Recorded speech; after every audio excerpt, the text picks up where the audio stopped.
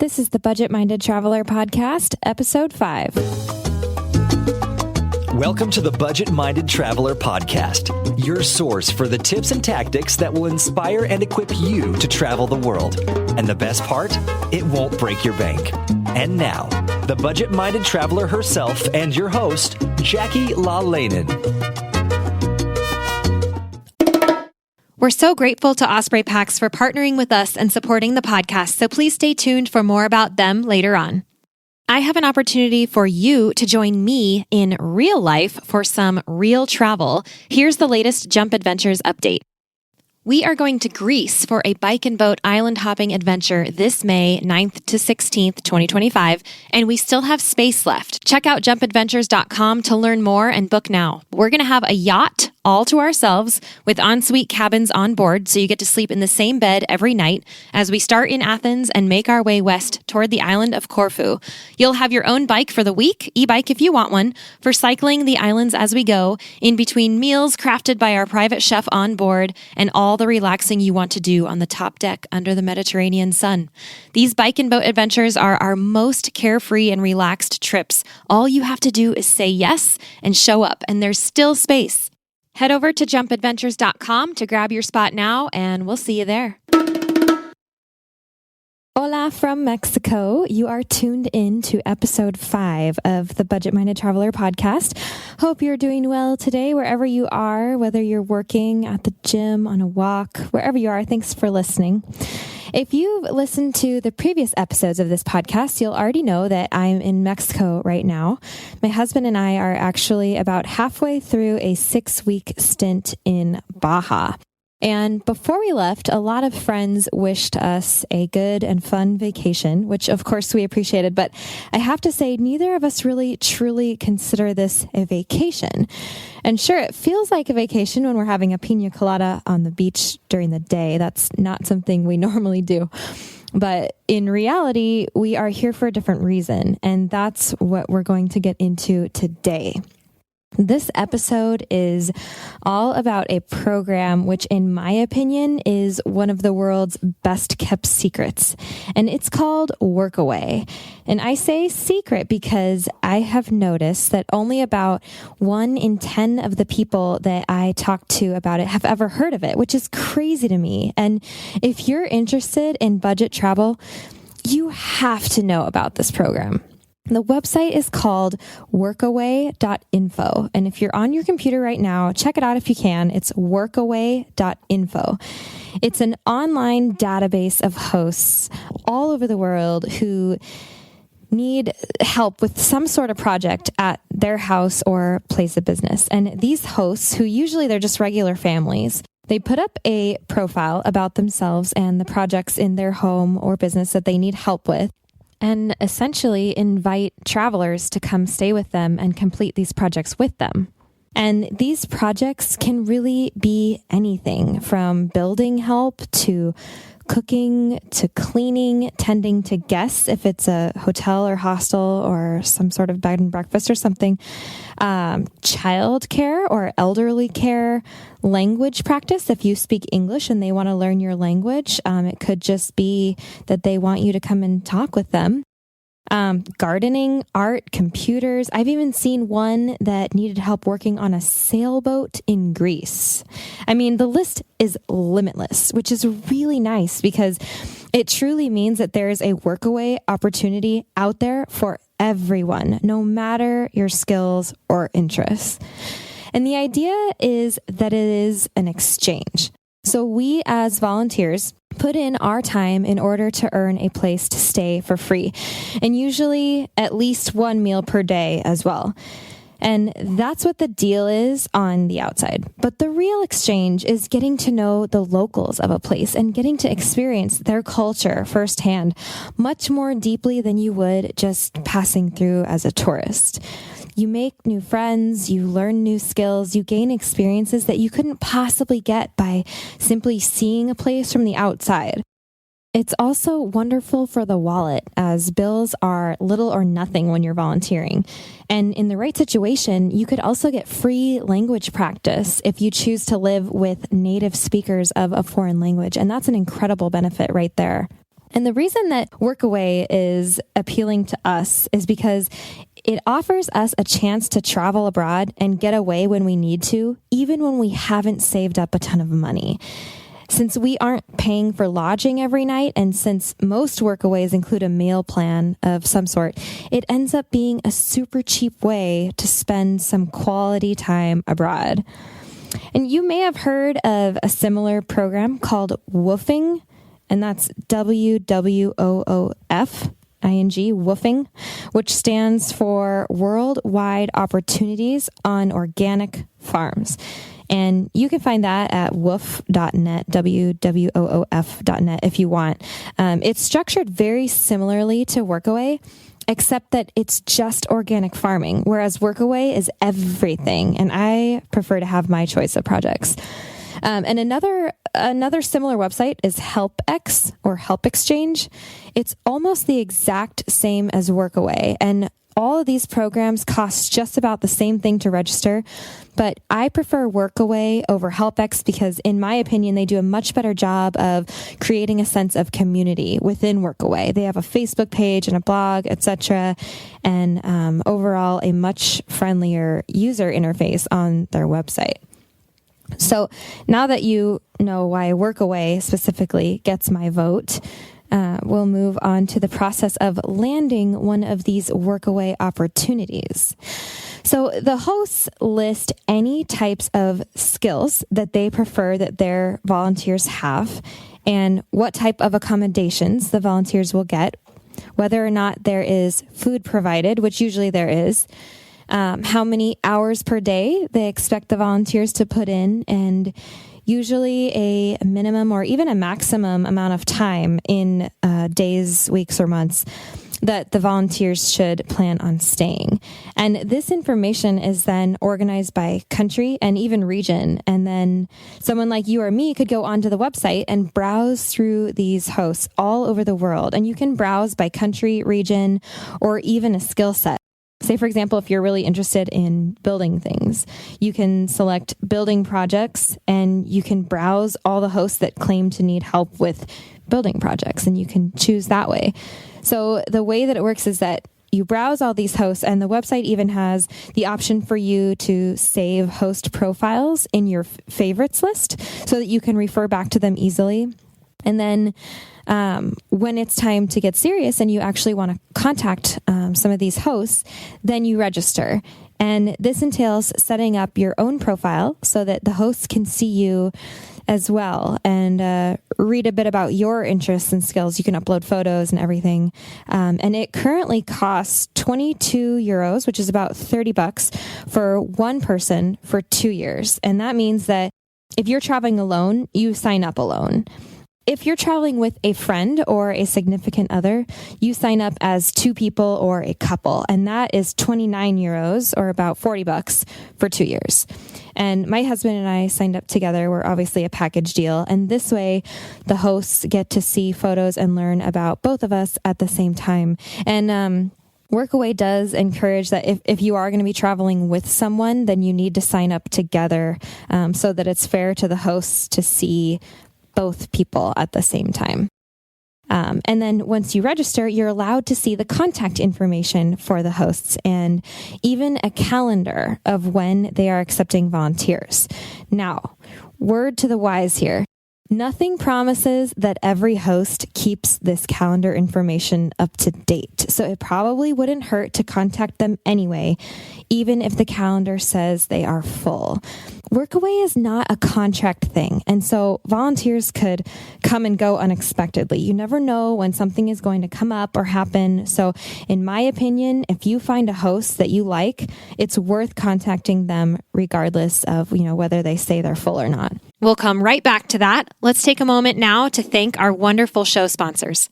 Osprey is the market leader in technical outdoor, travel, and everyday packs. And I've personally used Osprey packs since 2015. My favorites are the Fairview Trek 50 for multi-day hikes, the Cirrus 24 for day hikes, the Transporter Rolling Duffel 60, which is my trusty check luggage for faraway adventures, and of course, the countless packing cubes I use to organize everything that goes in them. We are proud to support each other on the podcast and beyond. We love getting outside and we want to see more people outdoors. So find out more and join us at osprey.com. And when I'm looking at hosts, there's a few things that I specifically like to look for that I want to share with you in case you decide to do a Workaway. These are just some good things to keep in mind. And of course, this is what I look for. You probably can adapt this to your own situation and interests. First of all, I look at proximity to town. We don't want to live in the middle of nowhere. We actually did that on our first Workaway. And even with the use of a car, we felt a bit secluded from everything. So I look at proximity to town. And number 2, internet service. I need to run my business while I'm abroad, so I need a solid internet connection. So that's something that's really important for me. Number 3, host reviews. And this is an especially great resource. Other Workawayers who have already done Workaways have the option to review their hosts, and vice versa. The host can also say something about their Workawayers. So good reviews on both parts are obviously a good sign on that one. And you will see some bad reviews out there. So just be aware that not every situation is super ideal. And number 4, comfortable accommodations. If we are going to be staying there for a while, then we just want to make sure that the room and board situation is acceptable for us and will be comfortable enough for us for the length of our stay. So basically, once you pick out some hosts that you're interested in staying with and working with, you register and you contact them. And this happens via direct messages on the Workaway website. And then all you can do is hope for a response. And a lot of hosts won't even respond. I guess they forget about their Workaway profiles. I don't know. It's a bummer, but it's a reality. So try to contact a few possible hosts if you have the option. And that way your odds of getting a response are better. And don't forget, you can always try sending follow-up messages if you haven't heard back from your host within, a certain amount of time. I've actually done that before, and it has worked out well for me to do so. So that's another option. And once you get into contact with them, you work out all the details between yourselves. So Workaway acts as a facilitator to set you up with a host, and then the rest is up to your communication with the host directly. And that's when you can get into details about when and how to arrive and anything else you might need to know before you go. And then once it's all set up, you go, and hopefully you've chosen well and have a great experience. So now that you know all about how the program works, you will understand what I mean when I say that we are here in Mexico for a Workaway. And now you'll better understand why it's not quite a vacation. Yes, we are on the beach in Mexico and enjoying the sun and sand as much as we can, but we are also volunteering, which is making this entire trip possible in the first place. And I'm also running my business online, so I put a good amount of time into that. Basically, we just moved our lives to Mexico for 6 weeks, and we did that to escape the rest of the long, cold, dark Montana winter that we've been having this year. And we've timed it so that we should ride out the rest of the snow and get back to Bozeman for the end of spring, just in time for summer and soccer season, which is my favorite. Now, I also wanted to give you a glimpse into the Workaway opportunities that we've personally participated in and what they actually look like day to day. The first time we did a Workaway, it was in Italy in 2009. And for 2 months, Nate and I, ran a yoga retreat in the hills of Lazio, just north of Rome. And if you can imagine the rolling hills of Tuscany with a couple of beautiful villas, 250 olive trees, some yurts scattered across the lawn, and a huge organic vegetable garden, you might be close to imagining the absolute paradise that was our location. And I know I said yoga retreat, but unfortunately, we were much too busy to do any yoga. That Workaway was actually a full-time job. We only had 1 day off per week, and that's not normal. Usually you get 2 days off and you're expected to work about 4 to 5 hours per day. It varies a little bit from host to host, but because we actually worked full 8 to 9 hour days, we got paid a little bit on top of getting a free room and free meals. And I've never heard of another Workaway that pays, so don't expect that. That's not what Workaway is about. The owner of the place was just reaching out on any platform she could in order to get workers in there when she needed them. And we were in the right place at the right time and found it through Workaway. So, and since we were living in Italy at the time, it worked out really well for us to have that job. And it was quite an experience. We actually worked really hard at that job, and I couldn't possibly do that now and run my business at the same time. So what did we do there? I like to say, what didn't we do there? We were the go-to people for everything. I was in charge of all the administrative duties, as well as providing breakfast to about 20 guests every day, which consisted of fresh fruits and yogurt and granola, teas and coffee, etc. And I was the one interacting with the guests and tending to their needs, which definitely wore me out. And Nate was more of a groundskeeper, mowing the huge lawn, cleaning the pool, harvesting figs from the fig tree, working with the gardener. The gardener was actually a Romanian who only spoke broken Italian. So that was interesting. And we worked closely with the full-time chef, who was a wonderful woman. She actually taught us a lot of her incredible Italian recipes, as well as countless other things about the region. And we really loved getting to know her and hang out with her. She was responsible for cooking the lunches and dinners almost every day, and we would help her with whatever she needed, including we did all the shopping, and we were responsible for keeping the pantry stocked and all that. We were basically in charge of keeping the entire operation running smoothly because the owner was not there on site. So it was a lot of work, and it was a lot of very old-fashioned work, like kind of right out of Cinderella. We would take big wine jugs and get them filled up the street from a farmer who had a big warehouse full of huge vats of wine, and we'd fill them for 750 euros per jug. We got our bread from bakeries when I wasn't baking it. That was a hot job on 95-degree afternoons. We got our veggies from the markets. It really was a very kind of simple experience that we love for the most part. And there's no way we would have found an experience like that if it weren't for Workaway. And the one that we're doing now is almost the exact opposite of our first one. It's a guest house right on the beach, but there are a few local ladies who do all the cleaning and a couple of guys who do all the building and a bunch of other random jobs. So rather than working full-time and having tons of responsibilities, our workload here is very light. And it's mostly outside projects that Nate handles, which is really great for me and gives me more time to work on things like my podcast. And I've been helping the owner out a bit with some things on his website and Facebook pages, as well as marketing ideas, some of the things that I'm better at. And then Nate can take care of odds and ends jobs around the property. So it's really a good fit for us. And the other thing that sets this one apart from the last one is that food is not included. So we have access to a full kitchen, but we are providing all of our own food and cooking our own meals. So because it's not provided, I think he also doesn't expect us to work as much as a normal Workaway experience, since he's not providing meals for us. So few hours a day is basically what we've been doing. And I say it's almost the opposite of the last one because it's very laid back compared to our other Workaway. But when it comes to location, we really are 2 for 2.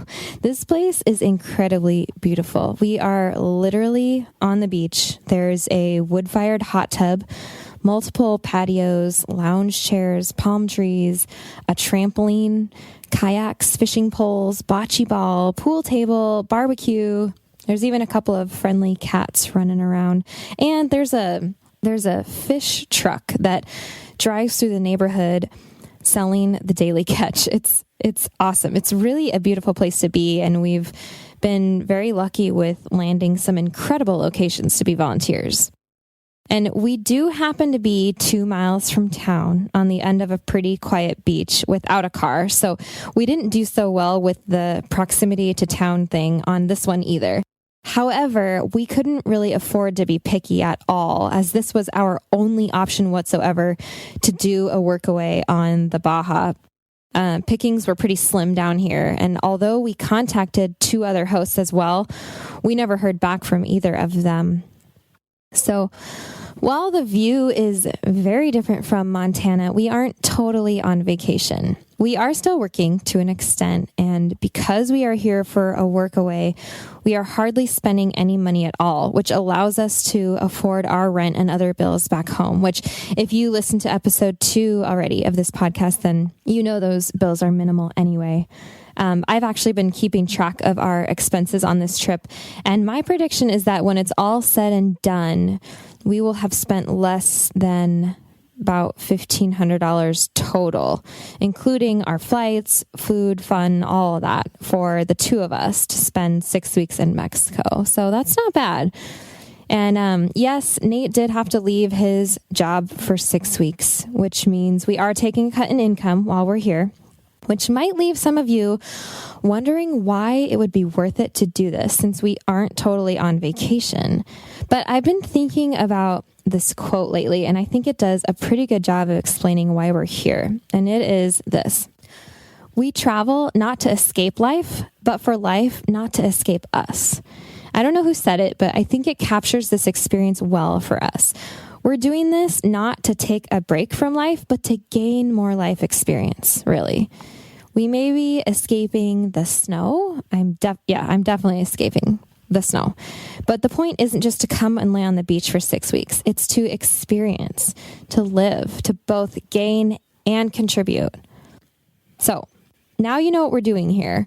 And you also know that this opportunity is available to anyone, just about anywhere in the world through Workaway.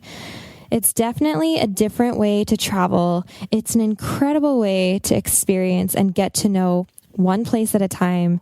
And it's really a great relief on the wallet while still getting the chance to travel abroad. So I'm going to have the show notes once more on my website at thebudgetmindedtraveler.com/5. And I'll also plan to update the final expenses on there at the end of this trip so you can see if we really were able to stay under $1,500 for the entire trip. And I'll put some photos up there too from our Workaway experiences, both this one and the last one. And once again, you can check out the Workaway website at www.workaway.info. And you can always refer back to my blog for the notes on this episode at thebudgetmindedtraveler.com/5. So now the question is, where will you go? Have fun daydreaming about that, and I will see you in the next episode. Thanks. Ciao.